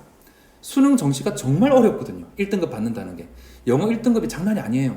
영어 1등급이 잠깐 다른 데로 넘어가서 10%가 초반에 10%였습니다. 그러다가 요즘은 7, 8%로 맞춰놨어요. 7%에서 8%가 1등급을 받는다. 영어 1등급을 받는다. 맞네 라고 할 수 있겠지만 특목고 자사고 애들 들어가 있잖아요. 얘네들 중에는 정말 많이 해요. 얘네들은 진짜 엉덩이 힘이 장난 아니에요. 하루에 15시간은 그냥 앉아서 하는 애들입니다. 이 애들이 그렇게 한 4% 가져가요. 3%로 싸운다고 보면 됩니다. 그러니까 각 학교에서 몇 명이 안 돼요. 1등급 받는 애들이. 그러니까 이 부분에 대해서 절대평가니까 어느 정도 되겠지라고 생각하시면 안 됩니다. 매우 매우 어려워요. 그래서 애들이 지금 먼저 이제 스킬도 가르칠 겸 이게 왜 나와야 되는지를 계속해서 설명을 합니다. 그리고 그 외 거는 보지도 마. 내면 와 나 진짜 열받을 것 같아서 사실은 그런 적이 있었어요. 내지 말아야 될 곳에서 낸 적이 있었어요. 뭐 예를 들어서 이런 겁니다. 어떤 예를 싹 들어놓고 일반적인 진술이 있었습니다. 그러니까 A가 B다 뭐 이렇게 얘기를 했습니다. 거기에 대한 근거로 밑에 예를 막 들었어요. 근데 그 예를 든 것에서 학교에서 시험 문제를 낸 겁니다. 그것도 동인고에서. 그 시험지 문제를 보자마자 그것도 문제를 어떻게 냈냐면 그 영작 문제를 내는데 이게 단어 문제화 시켜버린 거예요. 그러니까 이 단어는 그 지문을 외웠으면 할 수 있는 건데 안 외웠으면 못 하는 거예요. 이 시험지를 보자마자 눈물이 나는 거예요. 우리 애들한테 그러니까 뭐랄까 미안하다는 감정보다는 불쌍하다는 감정이 더 느껴졌어요. 누가 내신 거지? 그러니까 진짜 누가 냈는지가 궁금한 거예요. 이걸 왜 냈지? 원래 내는 거 안 되는 거 알지 않나? 이 선생님이 그냥 그런 생각이 들었어요. 너무 복잡했어요, 마음이. 화가 많이 나고 왜 이렇게 냈지? 이게 사회 과목이라 생각하시나? 뭐지? 이런 생각이 들었어요. 그러니까 막 여러 가지 생각이 들었어요. 그냥 진짜 어떻게든 알아내고 싶다는 생각도 있고 누가 했는지 제가 화가 나니까 그 자체가 있을 수가 없는 문제를 냈었거든요. 근데 보통은 이제 이런 문제를 하기 위해서 막 암기를 시킵니다. 전체 암기를. 근데 그렇게 암기할 만큼 애들 시간 없잖아요. 그래서 제가 딱 찍어줬는데 그게 탁 나와가지고 화가 많이 났는데 나중에는 알게 됐습니다. 그 이유에 대해서는 알게 됐어요. 우선은 1차로는 이제 선생님이 좀 아프셨대요. 그래가지고 아파가지고 이제 여러 가지로 이제 되게 급하게 문제가 이제 만들어진 것도 있었습니다. 두 번째는 뭐냐면 급하게 만들어지는 와중에서도 그런 식으로는 문제를 내서는 안 되는데 이유가 애들이 너무 잘하니까 1에서 9등급까지 만들어내야 되는 학교의 입장에서 도대체 애들의 변별과 학부를 어떻게 되는지 알 수가 없었던 거예요. 이게 지금 등급이 나와야 되거든요. 근데 이거 잘못 내게 되면 동인고 애들 진짜 분위기 자체가 장난이 아니에요. 너무 좋아요. 사중요고도 마찬가지지만 동인고 사중요고 선생님들이 뺑뺑이 도시거든요. 그러니까 분위기가 너무 좋다 보니까 애들이 조금만 잘못해버리면 100점이 한 반에 10명씩 나와요. 이건 난리가 나거든요. 이거는 그냥 교육청에서도 이거 뭐예요? 이렇게 돼버려요. 그러니까 상당히 어렵게 낼 수밖에 없는데 또 몸도 안 좋으셨던 거죠. 그분이 쉬었나 다른 분이 냈나 모르겠어요. 이걸로 인해서 아주 빨리 내버린 거예요. 내지 말아야 될 곳에서. 그래서 이게 격차가 벌어져 버렸어요. 그때. 근데 이런 경우가 있습니다. 이건 이제 받아들일 수밖에 없는 경우긴 해요. 이유를 알게 되니까 조금 마음이 괜찮았는데 그 당시에 그 시험 문제 볼 적에는 억울하고 분한 마음에 애들은 어떻게 느꼈을지 모르겠지만 저는 그렇게 해서는 안 된다는 걸 알고 있어서 되게 속상했어요. 내는 문제 수준이 상당히 높은 수준이거든요. 그렇게 해서 높은 수준으로 변별력을 가렸어야 되는 건데 지금 이런 식으로 해버리면 제가 한 바닥을 연구하는 시간이 보통 3시간, 4시간이 걸렸는데 이러면 외우라고 했던 학원에서 다 뭐 저보다 애들 시험 잘 쳤다고 하던데 그건 화가 나더라고요. 저희 애들은 영작을 다 할 수 있었거든요. 이거 다 영작할 수 있었어요. 근데 그게 되게 화가 났었어요. 어쨌든 나중에 수업도 해드릴게요. 오늘 조금 짧게 해드릴게요. 영작을 어떻게 하는지 보여드리겠습니다. 누구나 가능합니다. 자, 어쨌든 이 부분 이런 식으로 나옵니다. 이렇게 나오는 게 이제 1학년 문제입니다. 2학년 문제를 한번 들어가 볼게요. 2학년 문제는 잠깐 뜬 거는 나중에 보여드릴 겁니다. 2학년 문제는 보통 이렇게 나옵니다. What important skills or abilities should pilots? 이 파일럿이 필요한 기술이 뭔가 해가지고 위에 있는 문장을 토대로 학생들이 글을 써야 되는 거예요. 이런 식이죠. 또 다른 걸 살펴보면은 요거는 이제 어법 문제인데 이 중에서 이제 어떤 부분이 이제 틀리게 쓰는가 이런 거예요. 그러니까 좀 크게 낸다고 보면 됩니다. 지금 이거 보면서 단어를 한 군데를 줄 건 게 아니네, 문장을 줄 거네 하고 좀 놀라셨을 건데 이거는 좀 그 사직 요구는 또 어떤 식으로도 하냐면은 요렇게도 합니다. 이거 나중에 다 궁금하실 건데 내신 적중도 분석에 다 이제 몇 년간 이렇게 들어가 있어요. 그래서 1번 해가지고 전체를 통으로 꺼버리는 겁니다. 2번 통으로, 3번 통으로, 4번 통으로 해서 그것도 5번까지도 안 합니다. 한 10번까지 만들어요. 그래서 사전 요구에서는 위에 문장에서 틀린 곳이 있었던 곳은 몇 군데인가 이렇게 식으로 내버려요. 그러니까 전체를 모른다면 안 되게 내는 거죠. 그 정도 수준으로 돼 있어요. 어쨌든 근데 이제 어느 정도 영작을 할 수 있으면 이걸 할 수 있는 거고 막연하고 어렵고 말도 안 되는 그런 문제는 아닙니다. 할 수 있는 문제예요. 2학년 문제가 이런 식으로 나오고 또 다른 문제 보여드릴게요. 또 다른 문제는 요거예요. 주어진 단어를 사용해서 요약문을 완성하시오. 이렇게 돼 있습니다. 또 다른 문제 보여드릴게요. 2학년 문제가 달라진 점 느끼시겠죠? 요약할 때 적절한 어휘를 적으시오요. 오케이. 그럼 요약 문제가 된다는 거예요. 1학년 문제는 그냥 빈칸이 뚫리고 거기에 대한 영작을 하라인데 이게 2학년이 올라가게 되면서 난이도가 올라갑니다. 난이도가 올라가는 것을 어떻게 조정하냐면 사실은 1학년, 2학년 교재가 거기서 거기입니다. 아까 제가 말씀드렸지만 고2 때까지 모의고사는 스킬에 불과하다. 별거 아니다라고 했죠. 고1, 2는 거기서 거기고 고3이 됐을 때 확 바뀌어요. 어쨌든 고1 때 시험 문제 내는 것은 그대로 뚫어낸다는 느낌이 있다면 근데 불행한 것은 이렇게 했을 때 점수를 잘 확보할 수 있는 시기인가? 아닙니다. 이때는 20%밖에 반영이 안 돼요. 그러니까 예를 들어서 20%라면은 이 점수가 나왔을 때 예를 들어서 얘가 100점이 나왔습니다. 그러면 100 곱하기 10분의 2 해서 반영한다는 얘기예요. 그러니까 되게 적게 반영이 되는 거죠. 2학년 때 100점을 받잖아요. 그러면 100 곱하기 10분의 4 해서 반영한다는 얘기예요. 3학년 때 100점 받았으면 100 곱하기 10분의 4로 반영한다는 겁니다. 그걸 합쳐가지고 점수가 나오는 거예요. 그러니까 1학년일 때 잘 쳐봐야 거기서 거기라는 거죠. 자, 어쨌든 그 1학년일 때는 이제 그런 식으로 나오게 됐지만 2학년일 때는 요약이 나오게 되는데 이때는 진짜 영작을 할 수 있어야 되는 게 거죠. 그러니까 거의 다 요약 문제가 나오기 시작해요. 3학년으로 넘어가겠습니다. 3학년은 이제 서술형 문제가 나오게 이거 객관식은 다 제가 찍어주는 데서 나오게 되고 서로 연구를 해가요. 학생들끼리는 이제 이런 것도 합니다. 원장님 이거 순서 문제로 이것도 괜찮은데요? 이렇게 말하면 괜찮네 하면서 서로 얘기를 나누고 하는 뭐 그런 파트거든요. 그래서 나중에 고3 됐을 적에는 큰 문제는 없어요. 객관식에 대해서는 큰 문제는 없는데 이제 내신에 대한 얘기만 하겠습니다. 이 내신은 사실은 1학년 거보다 조금 쉬워진 느낌이 있어요. 이 보면 되게 쉬워요. 이거 아마 지금 이걸 보면서 저희 그 애들도 보라고 했는데 중3 애들도 영작할 거예요. 이게 별로 안 어려워요. 이게 그렇게 되는 게 보통은 중간고사, 기말고사 3학년 1학기 때 40%를 만들어내거든요. 대학에 들어가는 내신 자료 중에 40% 만들어내는 것 중에 3학년 1학기 중간고사 때 책 한 권, 3학년 2학기 때 기말고사에 다시 말할게요. 3학년 1학기 중간고사 한 권, 기말고사 한 권 이렇게 넣습니다. 당연히 이렇게 해야 되는 게 너무 과하지 않은가 생각할 수 있겠지만 전국에 있는 모든 고등학교는 상위 30%를 위해서 운영하지 하위에 있는 애들을 보고 운영하지는 않아요. 상위 30% 애들은 수능이 필요한 아이들이고 이 수능이 필요한 아이들은 1학기 때 나오는 교재 2권을 20회독 해야 되는 아이들이기 때문에 한 권씩 넣는 것은 매우 당연한 거예요. 당연히 그렇게 운영이 됩니다. 그렇게 하고 한 권씩 집어넣고 그거 안 하고 있는 학교가 문제고 그 안 하는 학교가 아까 말씀드렸던 일반계 하위 학교예요. 그 학교는 정말 일부밖에 안 내요. 그러니까 애들이 수능도 못 치는 거예요. 학사 과정 자체가 그러니까 그런 부분에서 되게 속상해요. 일반계 상위 학교는 다 냅니다. 거의 책 한 권을 내요. 수능 특강 영어 나오고 수능 특강 영어 독해 연습이 나온다면 책의 절반가량 이 책 절반 저 책 절반에서 합쳐서 책 한 권 정도를 중간고사에 또 나머지 반반을 기말고사 이런 식으로 내는 식이죠. 그래서 이제 분량이 이제 엄청 상당합니다. 근데 여기에서는 되게 다시 1학년으로 돌아간 것 같은 느낌이 들긴 하지만 시험 범위 자체가 책 한 권이기 때문에 이거는 아이들한테는 자유영작 상태가 돼 있어요. 그쵸? 저희 애들은 100점 받았어요. 서술형이 어떻게 나와도 100점을 받았어요. 이렇게 되게 쉬워서 그래요. 이거는 뭐 능력 되는 애들은 지금 즉석에서 할 건데 이거 약간 중학교 느낌이에요. 확 다운돼 버리는 거예요. 그래서 충분히 어느 정도 이상 할 수 있습니다. 100점을 받을 수 있어요. 그러니까 학교가 사실 이렇게 흘러갈 수밖에 없어요. 서술형에서 여기서 내게 되면 어떻게 할 것 같아요? 그 서술형을 만약에 영작하시오라고 냈다든지 아니면은 뭐 자유영작이 되게 냈다 치면은 학생들이 가만히 안 있을 겁니다. 왜냐면 내가 지금 수능 대비를 해야 되고 주관식 대비를 할 상태가 아니고 객관식 스킬도 지금 모자라고 객관식 문제 풀기 위해서 지금 단어를 외워야 되는 상황에서 어떻게 이런 문제를 내냐고 하면서 엄청 욕을 먹을 거예요. 이 선생님들이 정상적인 분들이라면 이렇게밖에 낼 수밖에 없어요. 그래서 3학년 1학기 때 내신 대비 안 해요. 이상해요. 그게 그 말이 저는 진짜 참 듣기가 싫습니다. 100점 받을 수 있어요. 객관식 문제는 수능 문제랑 동일합니다. 아주 수준 좋은 수능 문제예요.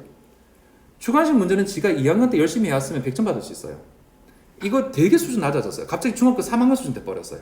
지금 여기서 바로 영작 되는 분도 있을 겁니다.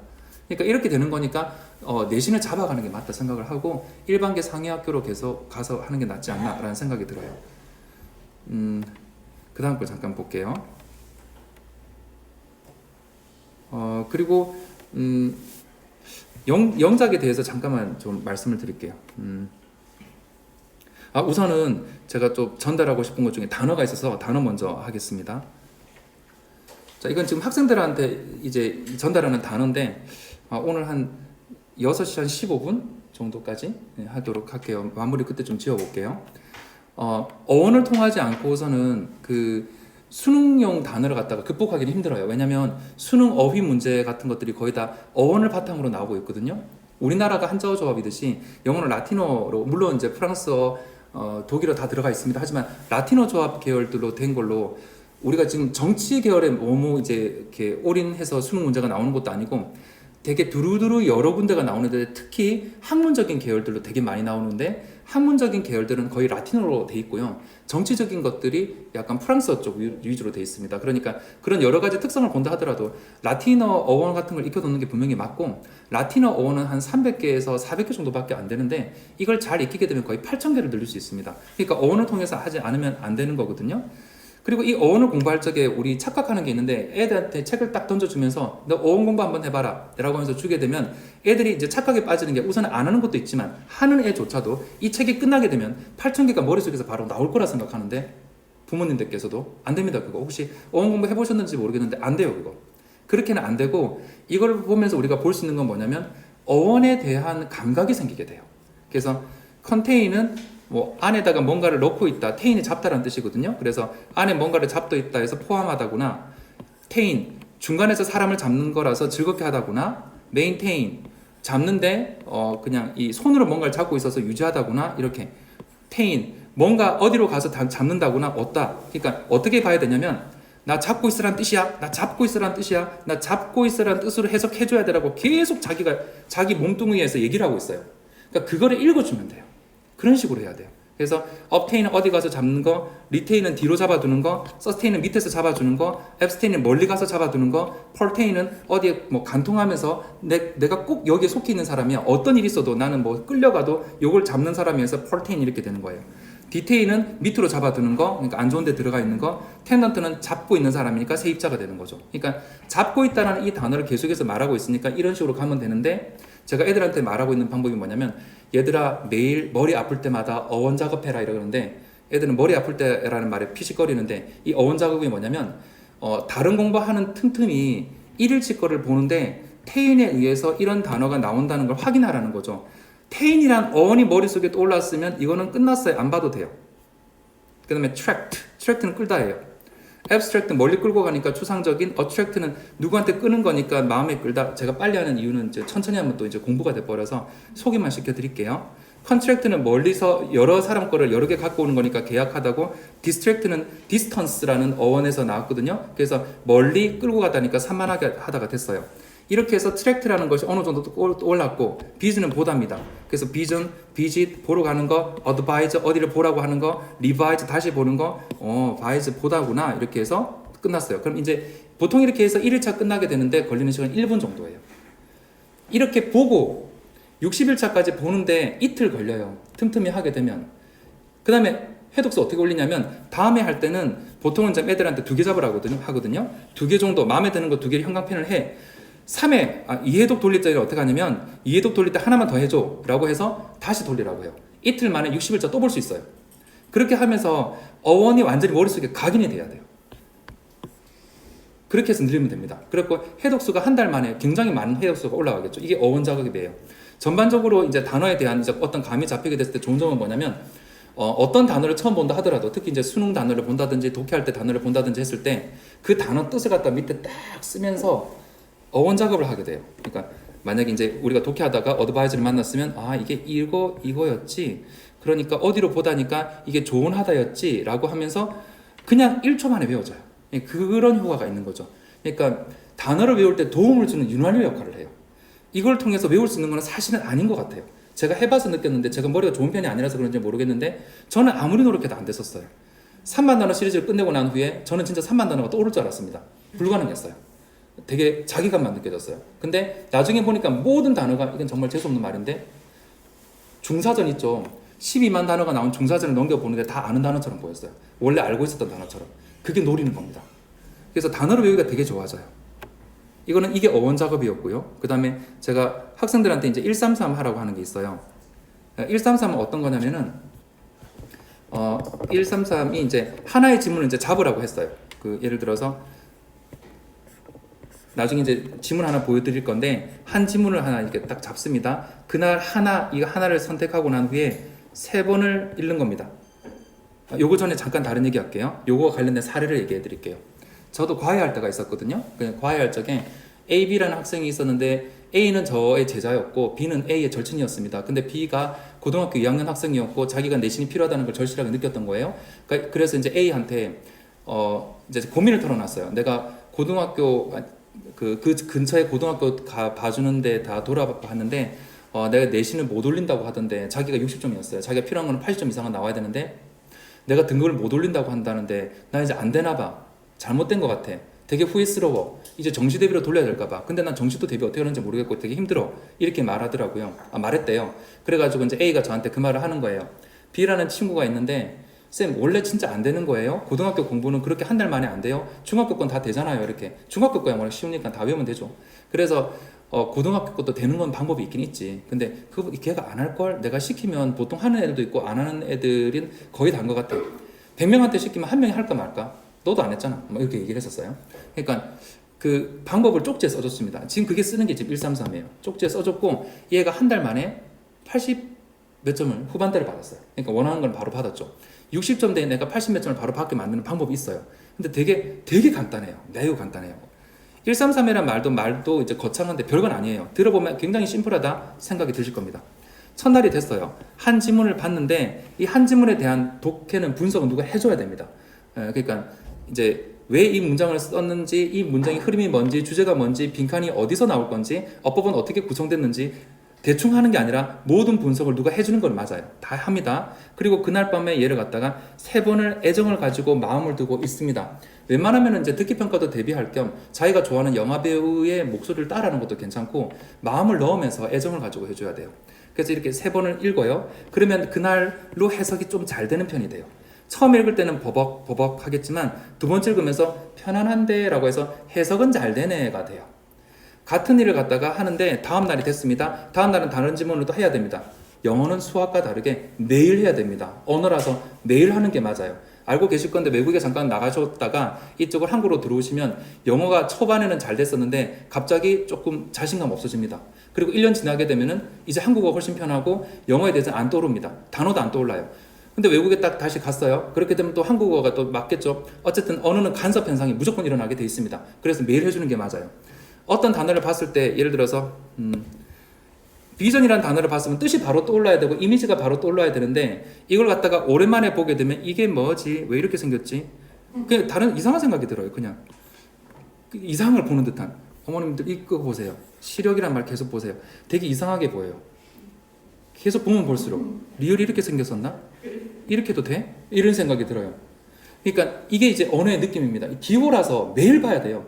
당연하죠. 매일 봐서 보자마자 느낌이 있다고 봐야 돼요. 그렇게 되게 만들어야 되니까 매일 하는 거지 이거는 날 잡고 일주일에 한 번 하고 이런 게 아닙니다. 무조건 매일 하는 거예요. 언어는 그런 거예요. 자, 그러니까 이게 133이 그 작업이에요. 이걸 갖다 그날 했어요. 그 다음 날에 또 공부를 하나 했습니다. 요 지문을 하나 했어요. 한 바닥 적절한 분량이면 됩니다. 능력이 안 되는 친구들은 한 문장씩 해도 충분히 되는 겁니다. 이 친구는 이걸 3번을 읽어요. 그때 함께 한 번을 읽어줍니다. 이게 핵심이에요. 재밌죠? 그 다음에 이렇게 넘어갑니다. 한 문장을 읽어요. 3일차가 됐습니다. 이때 하나 읽어주고 하나 읽어줍니다. 이런 식이에요. 계속해서 이 작업이 넘어가는 거예요. 다음 날도 이거 해야 되는 거예요. 그래서 이렇게 해주고 넘어가는 거죠. 하나 하고 이런 식으로요. 이 발을 정자가 이렇게 될 때까지 3개 정도 될 때까지 하는 게 약속이었어요. 이거는 어느 정도에서 멈추면 되냐면은 문장을 봤을 때 편안하면 멈추면 돼요. 안 봐도 돼요. 10번에서 멈춰도 되고 9번에서 멈춰도 되고 자기 능력이 딸린다면은 20번까지 발을 정자가 4개가 형성돼야 될 수도 있습니다. 어쨌든 3번 정도는 해줘야 되지 않냐라고 해서 하나를 잡고 첫날에 3번 읽고 발을 정자 3개 만들자라고 해서 이걸 만들어낸 거예요. 이 약속을 만들어낸 거죠. 이걸 해내게 되면 상상만 해보세요. 6일차 됐을 때 되게 편안하겠죠. 7일차 됐을 때 마음이 더 많이 가겠죠. 8일차 됐을 적에 앞에 2문장만 봐도 그 다음 거 떠오릅니다. 이거 자기 전에 해야 되거든요. 자기 전에 하는 이유는 뭐냐면 이게 장기 기억으로 넘어가게 하는 방법이에요. 그래서 자는 동안 이게 떠오르면 좋고, 만약에 이제 또 잠이 안 오는 사람이 있다면, 불면증이 시달리는 사람이 있다면 자기가 하는 것을 녹화시켜도 돼요. 녹음 같은 거. 그래서 녹음시켜 놓고 이제 자는 동안 또 듣는 거죠. 들으면서 잠이 안 온다면은 공부하는 거고, 오면은 또 잘 된 거고. 그러면서 또 계속 들으면서 활용을 해가는 거예요. 자기 전에 장기 기억으로 넘어가게 만들려고 그렇게 하는 거고, 아침 자는 동안 안 쉬는 거 알죠? 뇌는 정리를 잘 해놓습니다. 그래서 그 다음날 됐을 때 언어에 대한 통찰력이 생기고 in, ing, on, at 여기에 대한 느낌이 어감이 잘 살게 돼요. 그걸 이제 바라는 거예요. 그렇게 해서 쭉 하게 되면 모방이 일어나게 돼요. 요 사례로 되게 좀 놀랐던 친구에 대한 얘기를 드리면, 사직여고 1학년 들어갔던 아이입니다. 그 사직여고 1학년에 들어갔을 때 중학교 3학년 될 때까지는 두 학생이 A, B가 같았어요. 이거 완전 별개 다른 사건입니다. A라는 아이는 조금 어쨌든 둘 다 괜찮았는데, A라는 애가 조금 이렇게 약간 좀 발랄하고 좀 노는 거 좋아하고 이런 상태였어요. 자존심 되게 강했는데 어쨌든 어느 정도만 공부하면 되니까 한 100점 가깝게 나왔었습니다. A, B가 함께 지냈었고, B라는 친구도 참하고 조용한 애였거든요. 첫 시험을 쳤습니다. 근데 첫 시험에 B가 60점, A는 저한테 말을 안 해주는 거예요. 근데 60점을 받고 부모님께서 바로 연락이 왔어요. 60점을 받으려고 학원을 보는 건 아니다고 하셨어요. 근데 그때 점수대가 평균이 40점도 안 됐었어요. 그러니까 60점 하니까 반에서 뭐 굉장히 꽤 높은 등수가 가 있는 거예요. 그래서 되게 만족하셨어요. 근데 전화를 다시 하셨습니다. 하시면서 우리 애가 그래도 60점 이상은 받을 수 있는 애 같으니까 반 편성을 좀 다시 했으면 좋겠다. 어머님 지금 반 괜찮아요 이렇게 했는데, A라는 애가 지금 아이랑 자꾸 놀아가지고 안 되는 것 같다고 얘기하셨어요. 근데 A의 점수를 안 물어봤거든요. 뭐 강하게 물어보긴 좀 힘들었었어요. 말을 안 해주려고 하니까. 그리고 난 후에 어머님 우선 고려는 해볼 건데, A 되게 괜찮은데요 이렇게 했는데, 어머니께서는 우선은 좀 레벨로 좀 나눴으면 좋겠다고 했어요. 이거는 그래가지고 이제 제가 궁금했습니다. A라는 애가 어땠는지, 어떤 점수였길래, 아마 이제 B가 말했겠죠 엄마한테. A한테 이제 물어봤어요. 몇 점 받았는데, 그냥 말해달라 이렇게 했는데, 얘가 이제 울면서 말을 해주는 거예요. 10점대였더라고요. 그러니까 그렇게 딱 받아놓으니까 얘도 이걸 처음 받았겠죠? 어떤 느낌인지 알겠죠? 종이 전체가 전부 다 이렇게 다 끄여져 있었겠죠? 이렇게 되니까 이제 얘가 이제 견딜 수가 없었던 거예요. 그러니까 울면서 이제 조금 있다가 긴장이 되고 난 후에 저한테 하는 말이, 저는 이제 좀 말했어요. 왜냐면 사실은 우선 B 어머님한테 섭섭하긴 했어요. A가 굳이 나쁜 애가 아니기 때문에 안 떨어뜨려 놔도 되는데 레벨을 맞춰달라는 말을 또 무시할 수는 없었거든요. 그게 또 틀린 말이 또 아니었기 때문에 약간은 섭섭했고, 그 다음에 또 A한테도 말했죠. 그냥 우리 약간 좀 다른 반으로 한번 옮겨서 해볼까 이렇게 했었어요. 그리고 A를 옮기면서 이제 얘기를 좀 많이 나누게 됐는데, 물론 B는 계속 승승장구 잘 나갔습니다. 괜찮았고요. A라는 친구한테는 그 다음부터는 성적은 안 물어봤어요. 근데 A한테 133을 얘기해줬어요.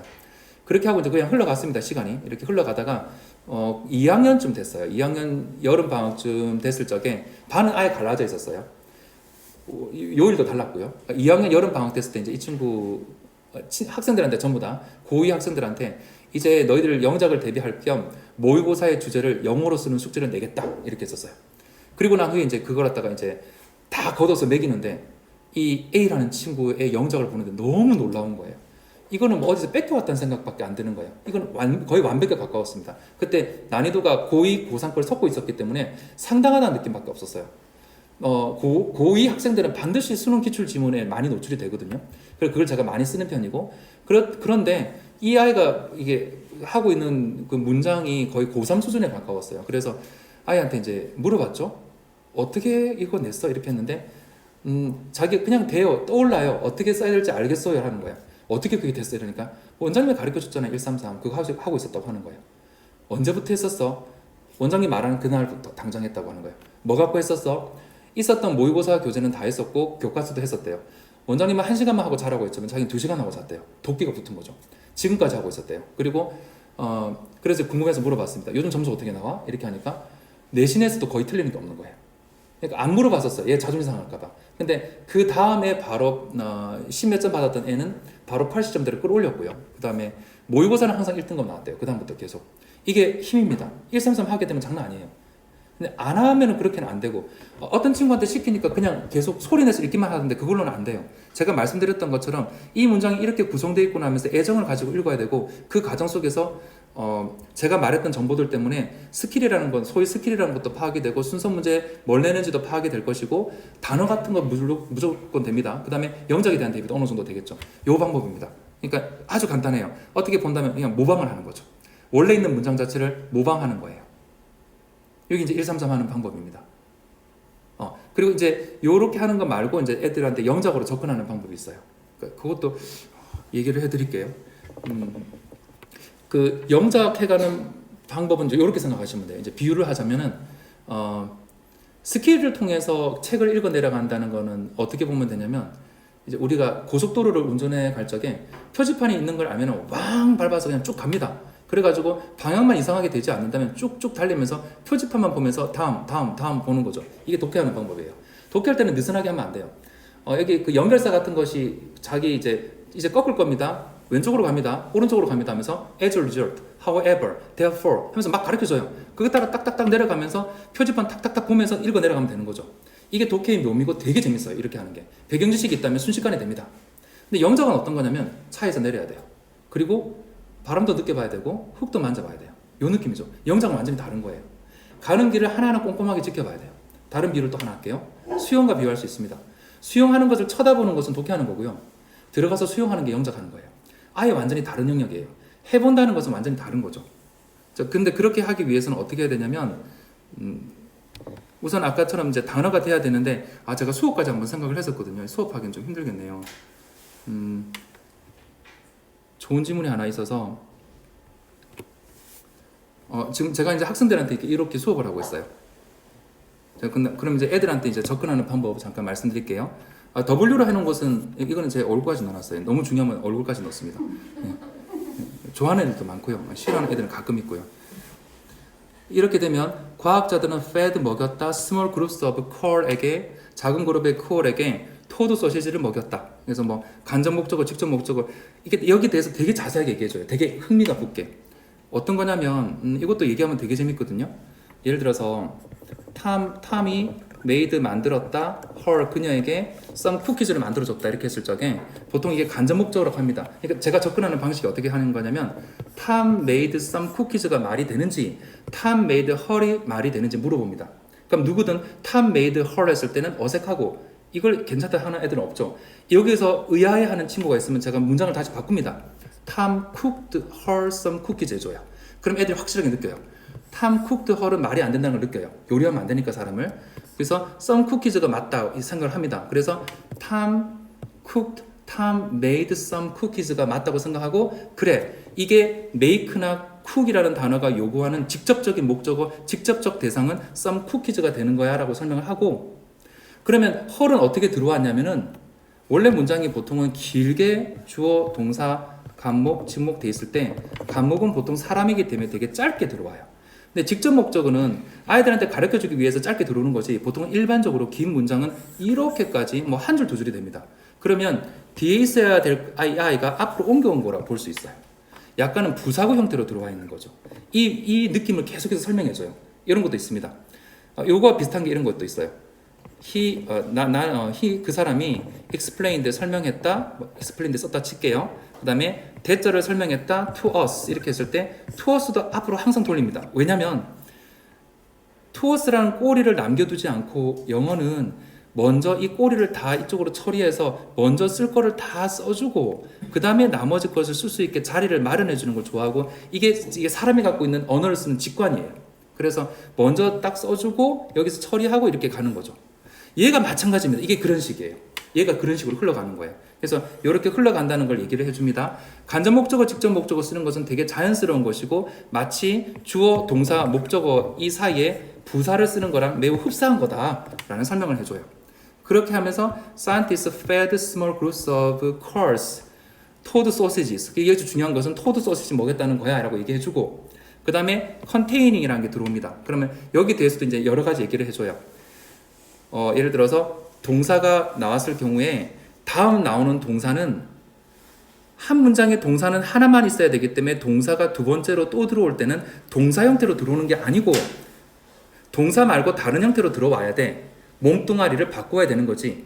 몸을 바꿀 때 동사는 항상 시간 개념과 함께 들어오게 돼 있어.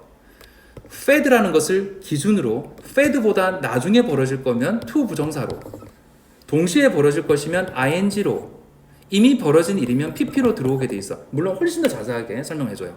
어떤 걸 선택하는 게 좋은지 너희들이 선택을 하면 돼 라고 하고, toad sausages containing 이라고 한 거는 먹인다는 이 순간에 토드 소시지 안에는 이게 들어가 있기 때문이야 라고 해서 그 순간에 이게 있다는 얘기를 해주는 겁니다. 그러면서 여기 이렇게 왜 이렇게 됐는지 이제 설명을 이렇게 천천히 해줘요. 그 다음 컨디셔닝이라고 해서 또 ing가 붙은 거 가지고 또 설명을 해줍니다. 이것은 조건화를 시키는 거야. 그들을 토드라는 것을 피할 수 있게 조건화 시키는 거지. 이렇게 설명을 해줘요. 얘를 갖다가 to condition이라 바꿔도 된다는 걸 설명해주고, 그렇게 하는 이유는 뭐냐면 먹여서 그리고 난 후 조건화를 시키게 되었다도 괜찮기 때문이에요. 그러니까 to 부정사도 되고 ing도 되는 거죠. 아이들은 그냥 외웁니다. ing만 되는 거라고. 근데 그게 아니라 to 부정사를 써도 돼요. 쓰면 미래적으로 바뀌는 거고, ing를 쓰게 되면 먹는 순간 그 현상이 동시에 일어난다는 거고, 컨디션도 돼 있으면은 어떤 것이 조건화 되어져 있었다는 거고, 그렇게 됩니다. 그러니까 이런 얘기를 하면서 이렇게 흘러가게 돼요. 이렇게 하고 난 후에 이제 그 다음 지문을 어디를 보냐면, 잠시만요.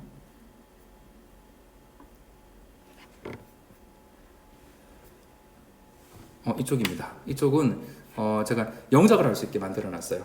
이게 애들한테 이제 영작 연습을 시키거든요. 자, 그러면 이제 이걸로 영작 연습을 시킵니다. 어머님들 보세요. 이게 별로 안 어려워요. 방금 이렇게 됐던 건 이제 이렇게 적혀 있는데, 한글에서 주어를 찾습니다. 무조건 영어는 주어 다음에 동사예요. 한글에서 주어는 과학자들이겠죠. 그렇죠? 과학자들입니다. 이제 동사를 찾아야죠. 주머니 고양이 소집단에게 무해하지만 메스콘을 유발하는 화학물질을 함유한 먹여도 있고, 그들의 두꺼비를 피하도록 조건화했다도 있습니다. 이렇게 있어요. 일반적으로는 저는 조건화했다 이렇게 쓰는 걸 더 좋아해요. 그래서 이렇게 안에 가로 안에 넣어버리자 얘들아 하고 조건화했다를 먼저 넣어요. 그러면 scientists conditioned라고 하면 되겠죠. 그들이 두꺼비를 피하도록 했으니까 them to avoid toads 하면 끝나요. 그리고 이거는 지금 제가 부모님들한테 전달을 다 못해서 그런데 컨디션이라는 말은 뭐 행위 유발 동사라고 제가 뭔가 용어를 만들어요. 그래서 행위를 유발시키는 거라서 동사를 쓸 수밖에 없을 건데, 행위를 유발시키는 거니까 미래적인 것이라서 컨디션이라는 단어보다 그 다음 동사를 말할 수 있는 ing가 아니라 to 부정사가 와야 돼. 컨디션 다음에는 대상을 쓰고, 컨디션이 되는 대상을 쓰고, 다음에 나오는 것은 to 부정사야를 계속 이제 이렇게 얘기를 해줘요. 그러니까 이게 이제 아이들한테 이제 설명하는 방식이에요. 그렇게 해서 이제 이해를 시킨 상태에서 133으로 넘어가는 건데, 어쨌든 우선은 그렇게 합니다. 그러면 conditioned them to avoid toad를 써요. 자, 이제 요걸 해야 되겠죠. 주머니 저쪽에서 먹여. 먹이는 수단이네요. 그러면 by eating을 쓰면 되는 거죠. 이렇게 쓰고 이제 그럼 뭘 먹였는지 보는 거예요. 주머니 고양이 소집단에게 무해하지만 어쩌고 했어요. 이 소집단에게 먹였네요. 근데 무해하지만부터 메스콘 화학물질을 함유하는 두꺼비 소시지 이렇게 꾸며줘야 돼요. 그러면 이제 어떻게 하냐면, 먹인다고 했을 때 eating 쓰게 되면 eating이라는 단어는 하나밖에 못 취하게 되거든요. 그러면 어떻게 하면 되냐면 feed라는 단어를 쓰게 되면 A에게 B를 먹이다가 가능해요. 이게 사형식이 되거든요. 그래서 소집단이라고 했으니까 이걸 쓰는 게 아니라 feeding으로 가는 거예요. By feeding 소집단이라고 하니까 small groups of course 쓰고 먹인다고 이거 소시지 넘어가면 되겠네요. 그래서 small groups of 뭐 이게 course 그다음에 toad sausage 하고 이제 요걸 이제 쓰면 됩니다. 이제 가로 안에 있는 거. 요 연습을 해가는 거예요. 함유한 어쩌고 했는데 꾸며주는 말이니까 이제 동사를 쓰면 돼요. 함유하고 있다는 말. 그럼 함유한 목적어는 화학물질을 요거를 여기 딱 꾸며주면서 해석하는 거죠. 이 어머님들께서 아버님께서 처음 봐서 지금 어렵게 느껴질 수 있어요. 근데 이게 이제 계속 연습하다 보면 별건 아닙니다. 이게 그냥 딱 봤을 때 딱 보고 이거 줄도 안 꺼요. 그냥 애들 쫙 써요. 쫙 써버려요. 그 연습을 하는 거예요. 맨날. 그래서 함유하는 뭐 예를 들어서 함유한다니까 뭐 include라는 말을 쓴다든지 containin라는 말을 쓰면 되겠죠. 만약에 두꺼비 소시지 썼습니다. 두꺼비 소시지라는 단어를 썼어요. 근데 내가 ing를 좋아해요. 그럼 여기다가 including 혹은 containing을 써요. 나는 근데 ing 그런 표현 쓰기 싫어. 난 that을 쓰고 싶어. 그런 아이도 있습니다. 그러면 that contain, that include로 바꿀 수 있다는 것도 충분히 설명을 해줘요. 그리고 난 후에 화학물질 쓰고 유발하는 이제 뒤에서 이제 넣는 거죠. 꾸며주는 식이에요. 요까지만 할게요. 이런 식으로 애들이 가는 거예요. 이런 식으로. 그러니까 지금 밑에 보면 이제 답 같은 것도 제가 따로 이렇게 다 해놨어요. 이게 학원에서 편집한 거예요. 제가 선생님들한테 부탁해가지고 분석 노트 만들어주세요 하게 되면 영장 연습하고 본문 비교하고 직독직해하고 어려웠던 표현 정리하라고 이렇게 하는 거죠. 이 과정을 하는 거예요. 무조건 점수가 나옵니다. 이렇게 하면. 근데 지금 해가는 과정에서 보면 느끼시겠지만 상당히 힘들고 복잡하네라는 생각이 들죠. 이게 나중에 다 진짜 체력 싸움이에요. 방법은 다 가르쳐줘요. 애들이 이걸 견디고 있거든요. 하면 되는데 거기다가 처리 안 되는 애들이 잘 안 돼요. 그게 제일 답답해요. 부모님들한테도. 그러니까 결국은 제가 상담할 때 딱 뭘 얘기하냐면은 어머님 조교육 정말 잘하셨어요. 너무 잘했는데 애가 그것보다 더 중요한 것은 견딜 수 있는 엉덩이 힘이 있어야 되는데 그것만 있으면 돼요. 혹은 어머니께서 이제 수학 잘해왔고 국어도 잘했다. 우리 아이는 3시간 4시간 앉아있는 거 예사다. 그럼 너무 반가운 거예요. 차라리 그게 좋아요. 영어는 좋아하는데 앉아있지는 못해요. 산만해요. 이거 못 해내요. 결국은. 그래서 이 엉덩이 힘을 키워야 돼요. 얘가 이게 되면 이게 다 되는 거죠. 모든 것을 다 얘기해 줄 수 있어요. 그러면 이걸 갖다 습득해가는 건데 해가는 과정은 엄청납니다. 그리고 되게 안 되는 친구들이 있거든요. 그 아이들한테는 어떻게 접근하냐면 잠시만요. 요거는 요런 게 있습니다. 요런 거. 이건 지금 W라고 하는 작업이 있어요. 이 모든 것은 그 학원 카페에 이제 올라가 있습니다. 133W 어문 작업하는 걸 제가 조금 나눠가지고 좀 설명하고 있거든요. 이건 저희 아들이 쓴 거예요. 이건 초등학교 2학년입니다. 알겠지. 초등학교 2학년 저희 아들이 썼는데 어떤 그 문장을 했습니다. 그리고 그 문장을 통해서 아이들한테 이제 훈련을 시켰어요. 방금과 같이 이제 이 주어가 왜 있고 동사가 왜 있고를 갖다가 연습을 하면서 나는 학교에 가야 한다. 나는 학교에 갈 수 있어.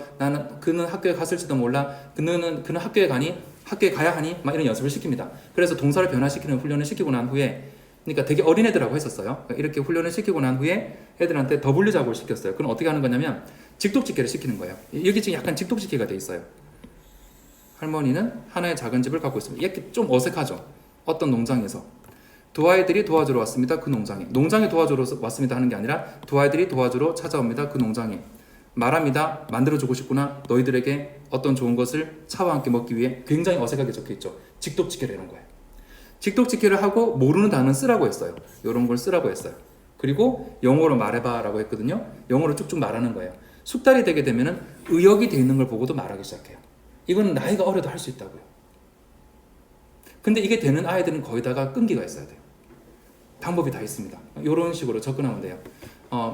그러니까 지금 그냥 바로 처음부터 워낙 많이 봤기 때문에 인풋이 되게 많이 돼 있어서 쭉쭉쭉 나오는 경우도 있긴 있는데 이 아이들한테는 이런 과정을 넘어섰겠죠. 그 아이들은 한 초등학교 한 4학년, 5학년만 돼도 상당한 수준의 아이들이 있습니다. 하지만 그 아이들이 안 되고 있는 게 있는데 이거는 아까 전에 말씀드렸던 되게 높은 수준의 이런 문장들에 대해서는 영작 준비가 안 돼 있어요. 그래서 이걸 갖다가 그 애들한테 비춰줘서 해주면 이걸 또 해내는 거죠. 그러니까 분명히 도전할 게 있어요. 제가 저번에 동인고 시험지를 부모님들께 나눠드린 적이 있어요. 저번 1차 설명할 때 그렇게 했었거든요.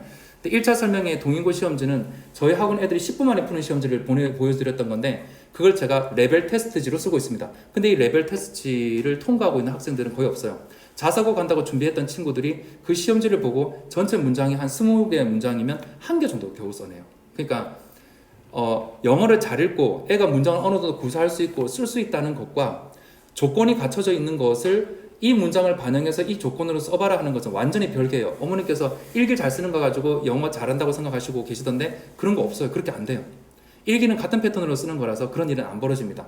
그래서 다양한 패턴으로 연습을 해봐야 돼서 이렇게 해야 되고 우리는 어느 정도 돼 있으니까 괜찮겠지가 아니라 이런 걸 하기 위해서 엉덩이 힘은 결국은 또 길러져야 돼요. 그러니까 돼 있는 경우는 없고 요거 결국은 고등학교 올라갔을 때 학습화된 어떤 과정을 거쳐야 돼요. 곧 마무리할게요. 이제 생각보다 지금 전달할 내용이 이제 이렇게 지금 계속 좀 많이 줄였던 거거든요. 이게 이제 서술형 학년별 경향이라고 했는데 아까 전에 그걸 잠깐 봤던 겁니다.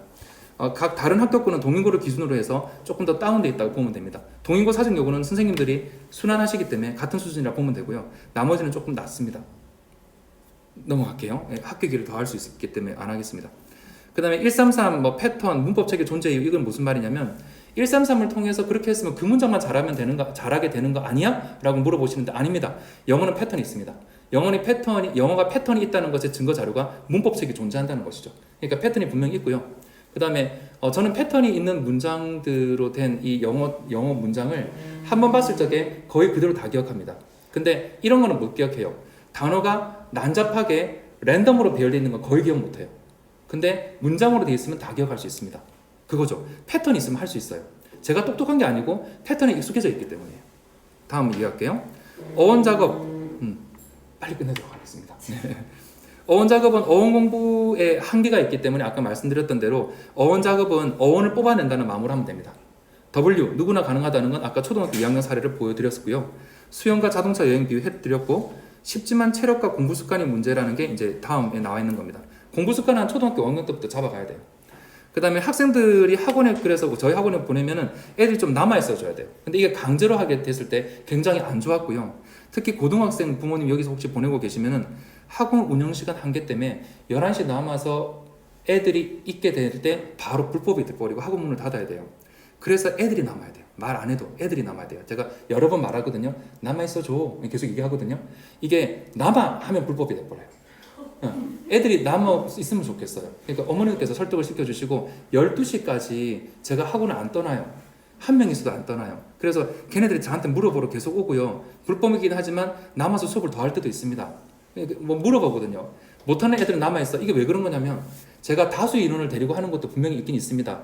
근데 고등학교 2학년, 3학년 된 애들은 저희 학원에 애들이 많은 이유가 뭐냐면 약간 자랑하면은 아이들의 그 굉장히 이제 상위 클래스 애들이에요. 이 상위 클래스 애들을 만족시킬 만한 수업이 그렇게 많지는 않아요. 그래가지고 그 수업을 만족시키기 위해서 제가 애를 되게 많이 쓴단 말이에요. 긴장해서 들어가요. 이 나이 먹고도 계속 긴장해요. 애들 보면.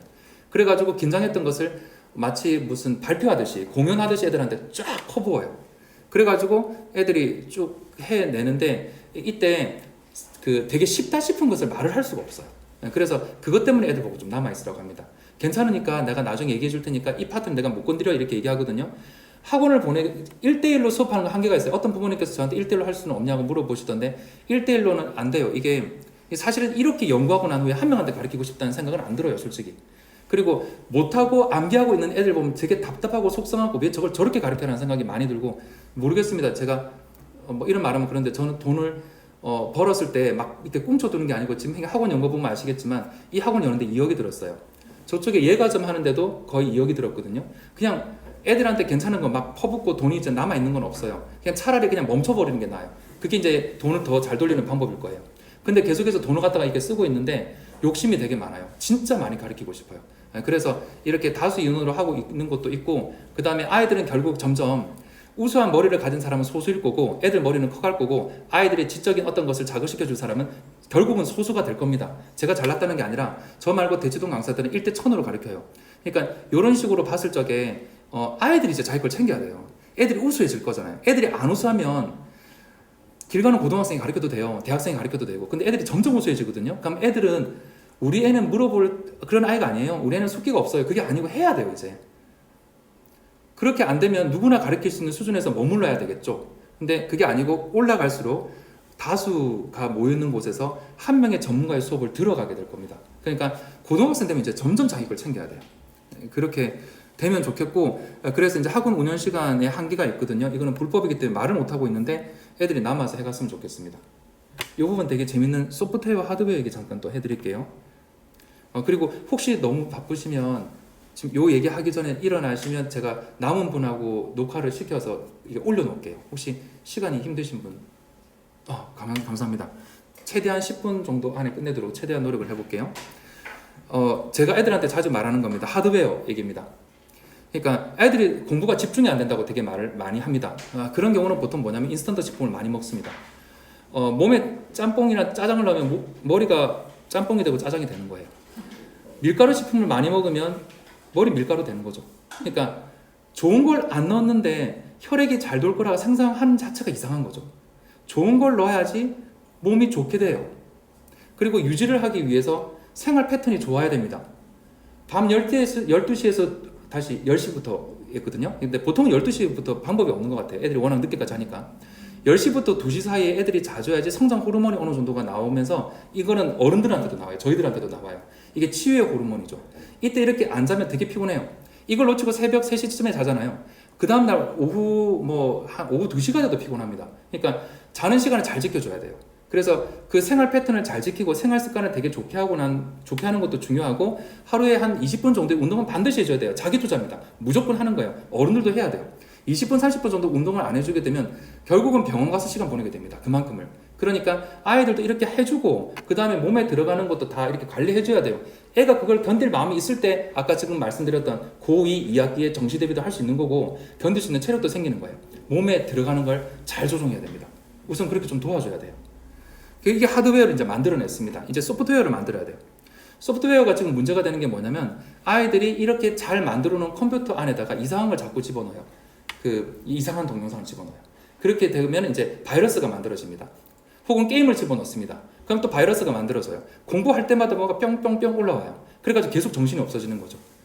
인간은 생물학적으로 그러니까 어떤 게임, 자극적인 게임을 하고 난 후에 그 게임이 막 자극을 받았는데 아주 고요한 것에 가까운 이 공부를 하게 될 적에는 그 자극이 없으니까 바로 잠이 오기 시작합니다. 그 애들이 딱 하는 말이 저는 공부가 적성이 아닌가 봐요. 저는 게임할 때 되게 재밌거든요. 쌩쌩하거든요. 근데 공부만 하면 잠이 와요. 그게 생물학적으로 그럴 수밖에 없어요. 여태까지 자극적인 거 했잖아요. 그러니까 공부할 때 그렇게 됐죠. 그래서 이 패턴까지도 바꿔줘야 돼요. 이건 학생들한테 여러 번 얘기해야 돼요. 정말 안 고쳐져요. 여러 많은 선정적이고 자극적이고 폭력적인 동영상을 보고 게임 같은 걸 통해서 끝없는 자극을 받으면서 공부가 안 된다는 얘기를 하고 있는데 이거는 생물학적으로 그렇게 되는 인간 자체가 거의 없어요. 그건 원래 안 되는 거예요. 그래서 하드웨어와 소프트웨어를 부모님께서 잘 준비를 해주셔야 돼요. 그래야지 공부를 계속할 수 있습니다. 이거는 아까 전에 나왔던 건데 성적이 안 좋아도 내신 대비하는 게 맞다는 얘기를 아까 드렸었죠. 내신 대비하는 게 곧 정시 대비예요. 시험지를 직접 보면 알 텐데 모르는 애들이 그게 제일 속상해요. 모든 전문가가 하지 말라고 하거든요. 근데 이번에 딱 처음 겪는 고등학교 2학년 2학기 애들만 고민하고 그만두기 시작합니다. 이건 전문가가 봤을 땐 정말 답답해요. 현역이 정시 대비를 못하는 부분에 대해서 잠깐 이건 아까 얘기 안 드렸는데 상위 30%를 위한 학교 시스템 때문에 상위 30%는 분명히 학종 준비도 하거든요. 그래서 내신 계속해서 가고 수행평가 하라고 하고 학종 준비라고 대회 같은 것도 있고 그 다음에 자기소개서도 쓰고 막 난리가 납니다. 정시 대비할 분위기 아니에요. 그러니까 분위기 자체 때문에 안 될 수 있습니다. 그런 것도 있고 게으름이 극복되는가 문제 저는 믿지 않습니다. 게으름이 극복 안 될 거라 봐요. 초5부터 길을 놔야 돼요. 그리고 그 전에 이 게으름을 극복하기 위해서 영어 공부가 아니라 애부터 바꿔놔야 돼요. 그렇게 점점 애가 철들게 하는 게 제일 좋아요. 엄마 아빠를 너무 사랑하게 만들어야 돼요. 좋은 대화로. 그 다음에 실패한 N수생들과 전쟁을 벌인다는 거 아이들이 눈치를 못 챕니다. 이게 단점입니다. 그럼 장점이 있겠죠. 장점은 이제 정시 지원을 할 수 있는 힘을 분명히 길러주는 것도 있고 그 다음에 수능 최저 준비를 하기 위해서 이런 것도 분명히 있고 세 번째가 조금 재밌는데 온라인 전환이 자꾸 일어나고 있기 때문에 학종 준비가 원활하지가 않습니다. 그러니까 이렇게 된 면에서 봤을 때 내신 같은 것도 믿을 만하지 못하다라는 얘기가 계속해서 돌게 되면 정시를 늘려갈 수밖에 없어요. 그러니까 이 부분에서 조금 고민해 볼 만은 합니다. 애가 열심히만 할 수 있다면 정시 대비를 해야 되는 게 나쁘지는 않죠.